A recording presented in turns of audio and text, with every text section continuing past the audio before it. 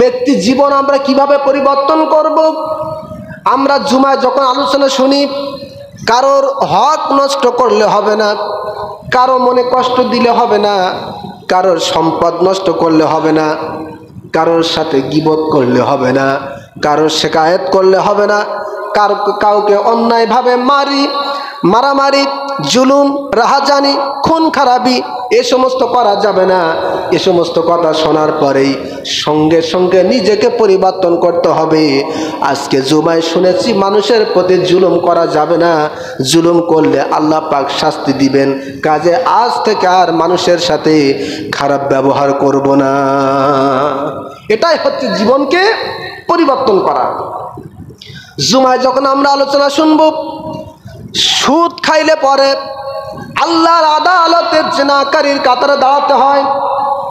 আমরা যখন জুমায় আলোচনা শুনব, ঘুষ খাইলে পরে আল্লাহর দরবারে অপরাধীর কাতারে দাঁড়াতে হয়। আমরা যখন আলোচনা শুনব, নামাজ ছাড়লে পরে আল্লাহ তাআলা দরবারে আসামির কাঠগড়ায় দাঁড়াতে হয়।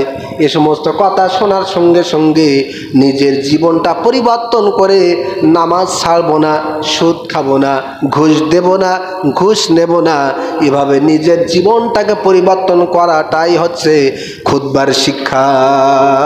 সুবহানাল্লাহ।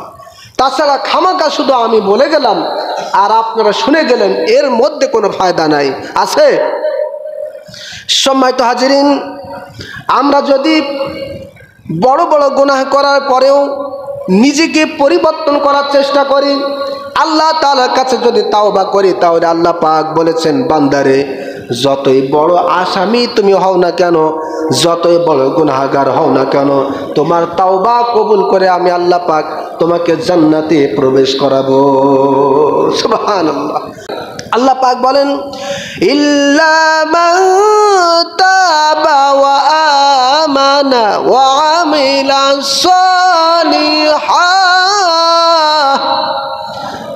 আমিলা সালিহান ফাউলাইকা ইয়াদখুলুনাল জান্নাতা ওয়ালা ইযলামুনা শাইআ। সুবহানাল্লাহ।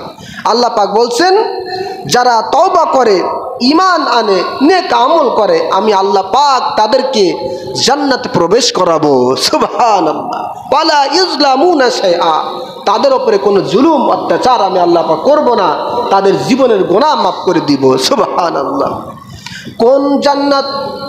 আল্লাহ পাক বলেছেন, জান্নাতি আদনিল্লাতি ওয়াদার রহমানু ইবাদাহু বিল গায়ব ইন্নাহু কানা ওয়াদুহু মাতিয়া। সুবহানাল্লাহ। আল্লাহ পাক বলছেন, বান্দারে দুনিয়াতে তুমি যে কোরআন শুনেছিলে, আমি আল্লাহ পাক তোমাকে জান্নাত দিব, এই ওয়াদা আমি আল্লাহ পাক অদৃশ্যভাবে করেছিলাম। আজকে দেখো বান্দা, তোমাকে আমি জান্নাতটি দিয়ে দিলাম। আমি আল্লাহ পাকের ওয়াদা কখনো মিথ্যা হয় না, তা বাস্তবায়িত হবেই। সুবহানাল্লাহ। আমরা যে প্রত্যেক জুমায় আল্লাহর জান্নাতের কথা শুনি, ঠিক কি না? আল্লাহ পাক বলছেন, বান্দারে এই যে জান্নাতের কথা তুমি দুনিয়াতে শুনেছিলে অদৃশ্যভাবে, আজকে তোমাকে আমি জান্নাত দিলাম। আমি আল্লাহ পাকের ওয়াদা কখনো মিথ্যা হয় না, তা বাস্তবায়িত হয়, তা সত্যে পরিণত হয়। বলেন সুবহানাল্লাহ। সম্মানিত হাজিরিন, সুতরাং ঈমানদার হিসাবে, মুসলমান হিসাবে আল্লাহ পাকের জান্নাত আমরা পাবো, এ বিশ্বাস, এ আশা আমাদের সকলের কলিজার মধ্যে থাকতে হবে। আমরা এমনটা ভাবতে পারি না যে আমি বড়ই গুনাহগার, আল্লাহ পাক আমাকে জাহান্নামে দিবেন, আল্লাহর জান্নাত দিবে না, এমনটা ভেবে নিজেকে শেষ করা যাবে না। আল্লাহ পাক বলছেন, বান্দারে তুমি যদি পৃথিবী পরিমাণ গুনাহ করে আমি আল্লাহ তাআলার কাছে তওবা করো, ক্ষমা চাও, আমি আল্লাহ কথা দিলাম পৃথিবী পরিমাণ ক্ষমা নিয়া তোমার তাওবা গ্রহণ করব, কবুল করব, তোমার জীবনের গুনাহ মাফ করব। সুবহানাল্লাহ। তার কারণ আল্লাহ হচ্ছে দয়ালু, আল্লাহ হচ্ছে ক্ষমাশীল, ঠিক কিনা বলুন? আল্লাহ পাক বলেন, কুল ইয়া ইবাদিয়াল্লাযীনা আসরাফু আলা আনফুসিহিম লা তাকনাতু মির রাহমাতিল্লাহ ইন্নাল্লাহা ইয়াগফিরুয যুনুবা জামিআ ইন্নাহু হুয়াল গফুরুর রহিম। সুবহানাল্লাহ। আল্লাহ পাক বলছেন, হে রাসূল, আপনি দুনিয়ার মানুষদেরকে বলুন, আপনার উম্মতদেরকে বলুন, আমার বান্দাদেরকে বলুন, তারা নিজেদের প্রতি যে অন্যায় অবিচার জুলুম করেছে তারপরেও যেন আমি আল্লাহ পাকের রহমত থেকে দূরে সরে না যায়, নৈরাজ যাতে না হয়, তাদেরকে মনে রাখতে বলবা, লা তাকুনাতু মির রাহমাতিল্লাহ ইন্নাল্লাহা ইয়াগফিরুয যুনুবা জামিআ। আল্লাহ পাক তিনি পরম ক্ষমাশীল, পরম দয়ালু। বলেন সুবহানাল্লাহ। সুতরাং গুনাহগার আমরা হতে পারি, কিন্তু আল্লাহর রহমত আমাদের গুনার চেয়ে কোটি কোটি গুণ বড়। ঠিক কিনা বলুন? আমরা তাওবা করব, আল্লাহ পাক খুশি হবেন, মাফ করে দিবেন, গুনাহ মাফ হয়ে যাবে, আল্লাহর জান্নাতে চলে যাব। সুবহানাল্লাহ। সম্মানিত হাজিরিন, এটাই হচ্ছে প্রত্যেক জুমার মূল খুতবার বিষয়। প্রথম নম্বর শিক্ষা হলো নিজের জীবনকে পরিবর্তন করা। দ্বিতীয় নাম্বার শিক্ষা হলো সমাজকে পরিবর্তন করা।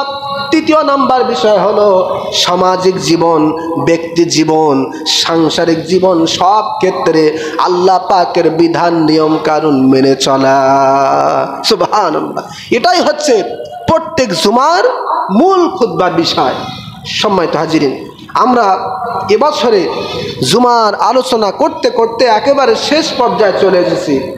আমরা যে মাসে অবস্থান করছি এই মাসের নাম হচ্ছে পবিত্র মাহে জিলহজ মাস, অর্থাৎ আরবি বছরের একেবারে শেষ মাস।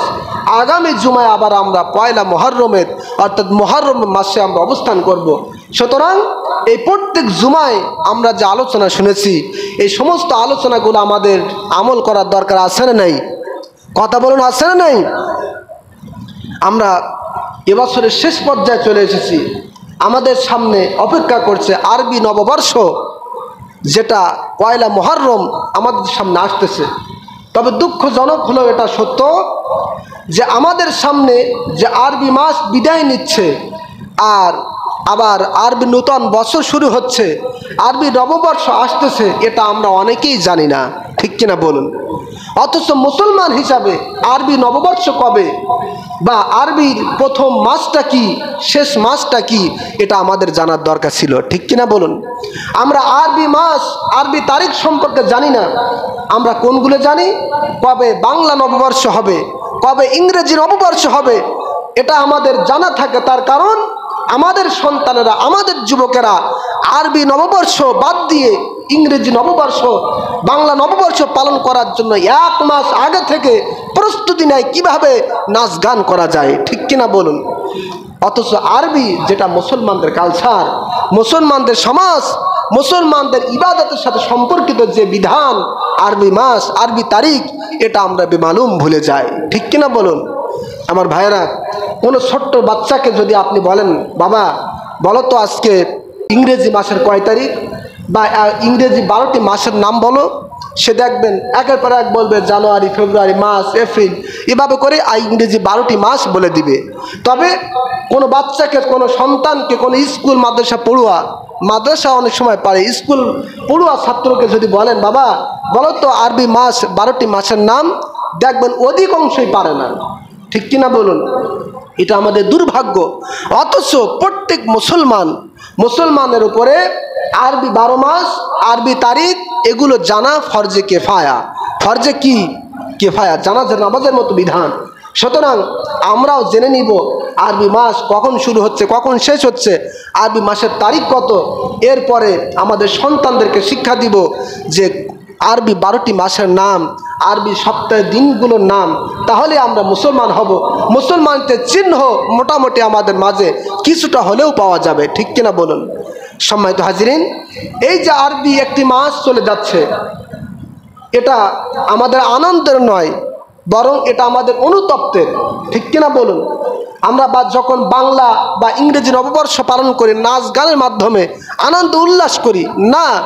আপনাকে বুঝতে হবে মুসলিম হিসাবে যে একটি বছর আমার থেকে বিদায় নিচ্ছে, তার মানেই আমার হায়াত থেকে একটি বছর শেষ হয়ে গেল।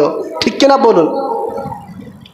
সব সময় মনে করতে হবে, ব্যবসায়ীরা যেমন হিসাব করে বছরের শেষে আমার ব্যবসার মধ্যে, আমার দোকানের মধ্যে কতটুকু লাভ হলো, কতটুকু ক্ষতি হলো, এই যে হাল নাগাদ একটা হিসাব তারা করে, বের করে লাভ এবং ক্ষতি।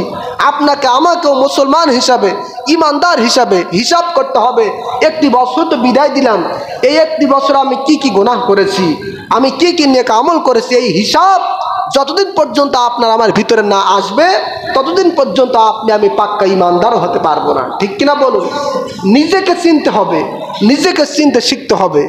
সম্মানিত হাজিরিন, এক এক করে দিন কিন্তু চলে যাচ্ছে। একজন ফাঁসির আসামি, সে যখন জানতে পারে যে তার আর মাত্র 20 দিন পরে ফাঁসি হবে, কয়দিন? কত বলুন? 20 দিন পরে ফাঁসি হবে।